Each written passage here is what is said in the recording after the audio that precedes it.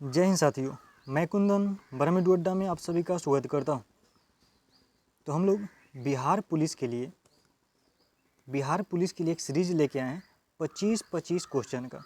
और यह 25-25 जो क्वेश्चन लेके आएंगे ज्ञान बिंदु जीएस एकेडमी रोशन आनंद सर का जो नोट्स है उससे क्वेश्चन लेके आएंगे। 25-25 क्वेश्चन का सेट होगा और चैप्टर वाइज होगा। चैप्टर वाइज उनमें से जो 25 महत्वपूर्ण क्वेश्चन जो एग्जाम में पूछे जा सकते हैं वैसे क्वेश्चन को हम लेके आएंगे, ठीक। और हम लोग शुरू कर रहे हैं बायोलॉजी से। और बायोलॉजी में जो पहला चैप्टर है कोशिका, तो कोशिका के ज्ञान बिंदु जीएस एकेडमी नोट्स यानी रोशन आनंद सर के नोट से 25 महत्वपूर्ण क्वेश्चन आज हम लोग देखने वाले हैं। तो चलिए शुरू करते हैं। और क्वेश्चन कैसा लगा आप लोग बताइएगा। देखिए, पहला क्वेश्चन है कि कोशिका सिद्धांत के अनुसार कोशिका विभाजन में मुख्य सृष्टिकर्ता की भूमिका कौन निभाता है। कोशिका विभाजन में मुख्य सृष्टिकर्ता की भूमिका कौन निभाता है, तो केंद्रक। कौन निभाता है? केंद्रक। इसका आंसर अपना हो जाएगा केंद्रक। चलिए उसके बाद देखिए दूसरा क्वेश्चन है कि निम्नलिखित में से कौन सी रचनाएं पादप कोशिका में पाए जाते हैं परंतु जंतु कोशिका में नहीं। मतलब पादप कोशिका और जंतु कोशिका में अंतर, मतलब पादप कोशिका में तो पाया जाता है लेकिन जंतु कोशिका में नहीं पाया जाता है। तो लवक किस में पाया जाता है? पादप कोशिका में पाया जाता है। कोशिका भित्ति भी सिर्फ पादप कोशिका में पाई जाती है और रिक्तिका भी किस में पाई जाती है? तो पादप कोशिका में पाई जाती है। यह तीनों जंतु कोशिका में नहीं पाई जाती है। तो अपना आंसर हो जाएगा इनमें से सभी। चलिए उसके बाद अगला क्वेश्चन देखते हैं। तीसरा क्वेश्चन है कि निम्नलिखित में से किस कोशिका अंगक से लाइसोसोम बनता है। बहुत इंपॉर्टेंट क्वेश्चन है। किस कोशिका अंगक से लाइसोसोम बनता है? गोल्जी का, राइबोसोम, माइटोकॉन्ड्रिया या अंतःपरदवी जालिका। तो कोशिका अंगक मतलब लाइसोसोम किससे बनता है? गोल्जी कै से। किससे बनता है? गोल्जी कै से। अपना आंसर हो जाएगा गोल्जी कै। चलिए उसके बाद देखिए अगला क्वेश्चन है कि लवक को कहा जाता है, ल्यूकोप्लास्ट, क्लोरोप्लास्ट, क्रोमोप्लास्ट या कैरोटीन। यहाँ कुछ मिस्टेक है क्वेश्चन में।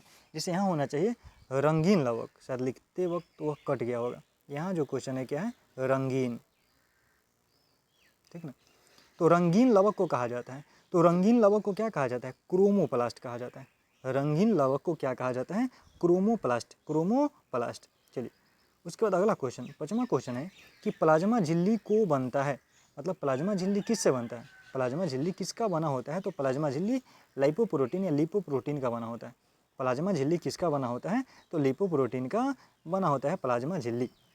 चलिए उसके बाद अगला क्वेश्चन जो है प्रोटीन संश्लेषण से संबंध है। प्रोटीन संश्लेषण, तो केंद्रक, राइबोसोम, क्रोमेटिन या कोशिका झिल्ली। तो प्रोटीन संश्लेषण का केंद्र किसे कहा जाता है? राइबोसोम को कहा जाता है। प्रोटीन का संश्लेषण कहाँ? तो राइबोसोम में होता है प्रोटीन का संश्लेषण। तो प्रोटीन संश्लेषण से संबंधित है कौन? राइबोसोम।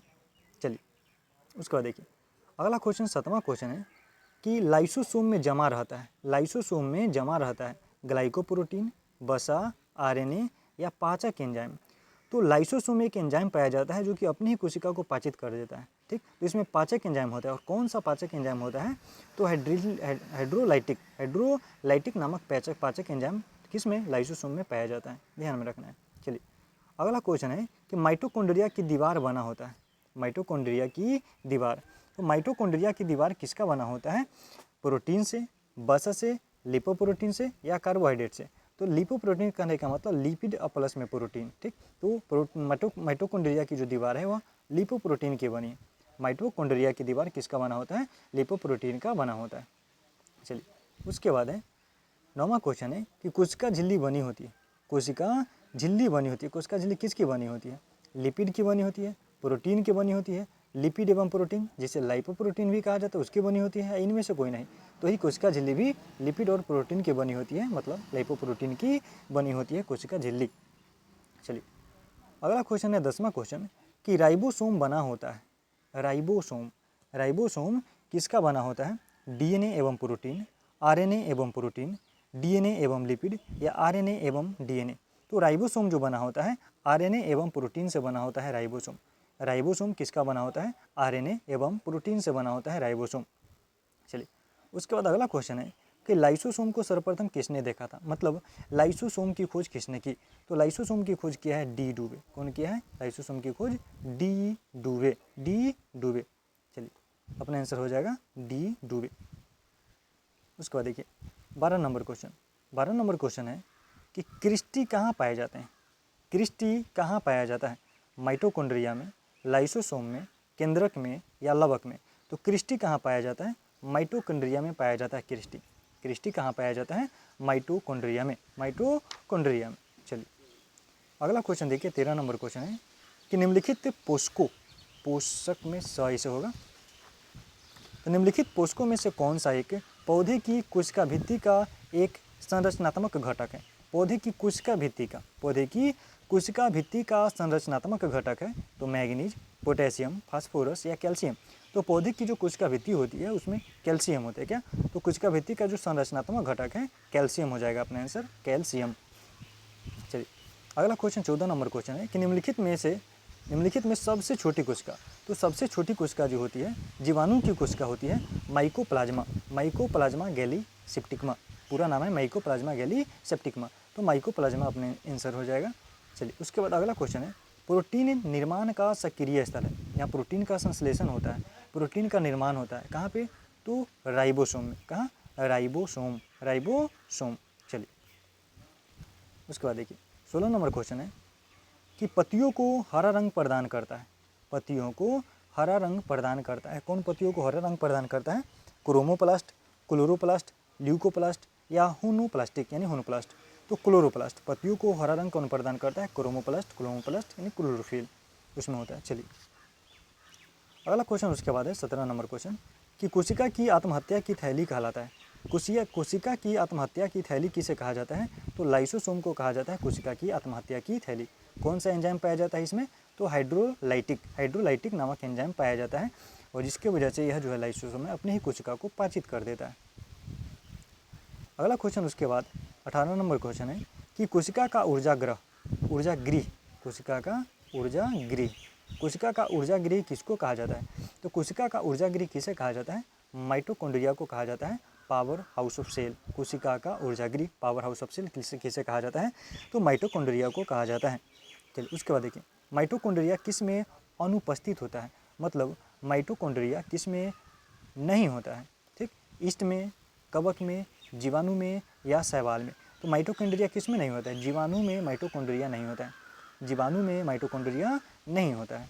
चलिए उसके बाद देखिए अगला क्वेश्चन है कि निम्नलिखित में से कौन सा कोशिकांग डीएनए रखता है? मतलब किस में डीएनए पाया जाता है? कहने का मतलब है कि निम्नलिखित में से कौन सा कोशिकांग डीएनए रखता है? मतलब किस में डीएनए पाया जाता है? जैसे ऑप्शन है माइटोकॉन्ड्रिया, गोल्गी है, लाइसोसोम या सेंट्रियोल। तो माइटोकॉन्ड्रिया में, किसमें? माइटोकॉन्ड्रिया अपना आंसर हो जाएगा इसका, माइटोकॉन्ड्रिया। चलिए उसके बाद अगला क्वेश्चन है 21 नंबर क्वेश्चन, बीज फूलते हैं जब जल में रखे जाते हैं तो परासरण के कारण, अंतःशोषण के कारण, जलीय अपघटन के कारण या जीव द्रव कुंचन के कारण? तो जब बीज फूलता है, जब वो जल में रखा जाता है तो बीज फूल जाता है, क्यों? अंतःशोषण के कारण। किसके कारण? अंतःशोषण के कारण। अपना आंसर हो जाएगा अंतःशोषण के कारण। उसका देखिए 22 नंबर क्वेश्चन, केंद्रक के विभाजन को क्या कहते हैं? केंद्रक के विभाजन को क्या कहा जाता है? साइटोकिनेसिस, क्रॉसिंग ओवर, कैरियोकिनेसिस या पैकेटिंग? तो केंद्रक के विभाजन को कहा जाता है कैरियोकिनेसिस। केंद्रक के विभाजन को क्या कहा जाता है? कैरियोकाइनेसिस कहा जाता है केंद्रक के विभाजन को। उसके बाद देखिए अगला क्वेश्चन है कि शरीर के वृद्धि एवं मरम्मत हेतु कौन सा कोशिका विभाजन उत्तरदायी है? शरीर के वृद्धि एवं मरम्मत हेतु कौन सा कोशिका विभाजन उत्तरदायी है? तो समसूत्री कोशिका विभाजन। कौन सा कोशिका विभाजन? समसूत्री कोशिका विभाजन। ध्यान में रखना है, बढ़िया क्वेश्चन है। उसके बाद देखिए 24 नंबर क्वेश्चन है कि निम्नलिखित में से किस कोशिकीय संरचना की खोज फोंटाना के द्वारा किया गया? फोंटाना यानी फेलिक फोंटाना, यानी किसकी खोज? फेलिक फोंटाना के द्वारा किया गया है। तो केंद्रिका की खोज किसने की? फेलिक फोंटाना। केंद्रिका की खोज किसने की? फेलिक फोंटाना। और केंद्रक की खोज किसने की? तो रॉबर्ट ब्राउन।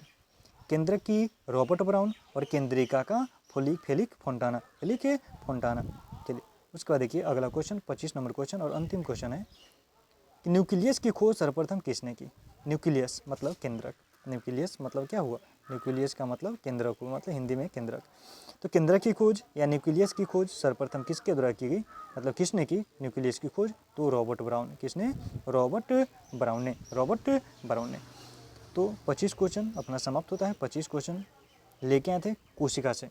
25 महत्वपूर्ण क्वेश्चन हम लोग कोशिका से, बायोलॉजी के कोशिका से कर लिए हैं और बहुत ही कम समय में किए हैं।